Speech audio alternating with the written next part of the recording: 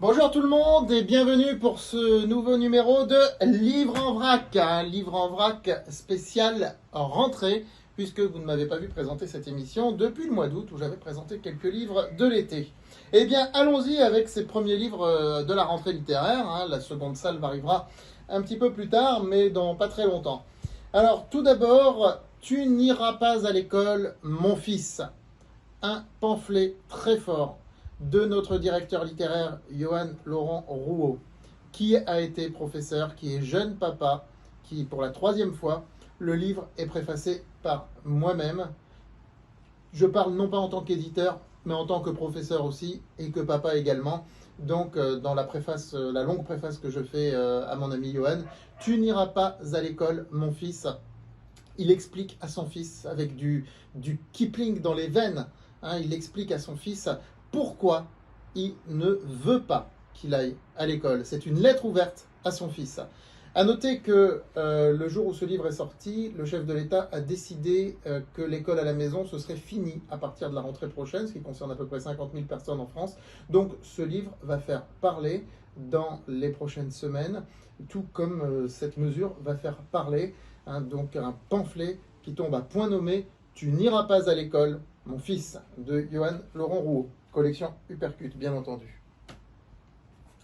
Alors nous avons là un nouveau livre dans notre collection phare Les Pros de l'écho, livre de Gilles Santacreux, Maîtriser la bourse, donc money management et stratégie, PEA, trading, CFD, etc. etc. Alors comme toujours, on a beaucoup de graphiques, beaucoup de visuels dans ces livres Les Pros de l'écho, également des QR codes qui renvoient cette fois-ci non pas à des vidéos, mais qui renvoient vers des sites internet, vers des documents en ligne, des choses comme ça. Donc c'est la caractéristique de notre collection, Les Pros de l'écho, Maîtriser la bourse de Gilles Santacreux. Ça s'adresse aussi bien aux traders qu'à ceux qui découvrent la bourse, qui investissent pour la première fois avec un PEA.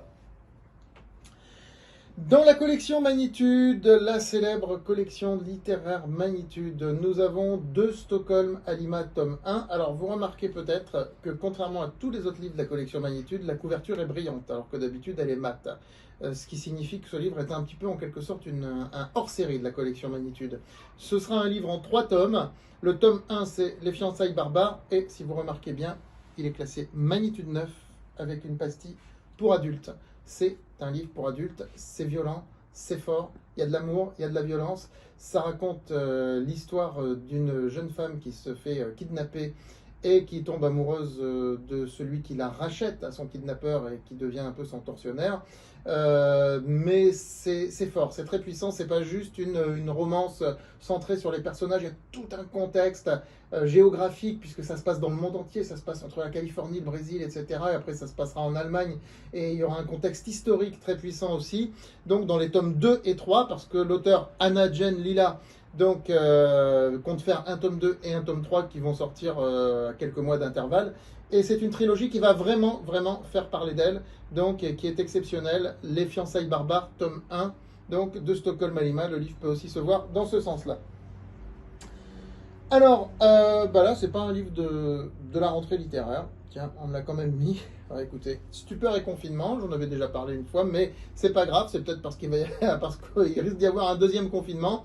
Donc, différents auteurs qui ont témoigné. Après, c'est pas non plus un livre ancien, on l'a sorti au mois de juin, nous sommes qu'au début octobre. Donc, différents auteurs qui ont témoigné du confinement sous différents angles, des témoignages littéraires, des témoignages forts. Moi-même, j'ai écrit dans ce livre. Je cite aussi Thomas Degré, Tiffany Duclois, Franck Antounès qui a écrit le roman Dieu, qui est sorti cet été et dont il vient de faire une très belle dédicace d'ailleurs. Stupeur et confinement, donc toujours à découvrir pour ceux qui ne l'ont toujours pas acheté. Nous repassons sur la collection Magnitude avec Alice aux petites balles perdues, Magnitude 7. Alors Alice aux petites balles perdues, c'est un manuscrit sur lequel je suis tombé un jour. Moi je lis très peu de manuscrits personnellement, j'ai les directeurs littéraires et de collection pour ça. Ça m'avait vraiment touché. Et le style est très moderne, un style très moderne. L'auteur se met vraiment dans la peau de son personnage, c'est tout à fait impressionnant. Donc ça raconte l'histoire d'une adolescente en banlieue qui erre, qui recherche beaucoup de choses, qui recherche l'amour, qui recherche beaucoup de choses et qui se livre à un jeu stupide devant une webcam jouait à la roulette russe avec un revolver chargé. Voilà, donc, et qui a son revolver avec elle dans son sac tout le temps. Donc Alice aux petites balles perdues, vraiment à découvrir une sorte de conte urbain assez particulier avec une atmosphère très intéressante. De Aurélie Le Sage. J'avais oublié de le dire.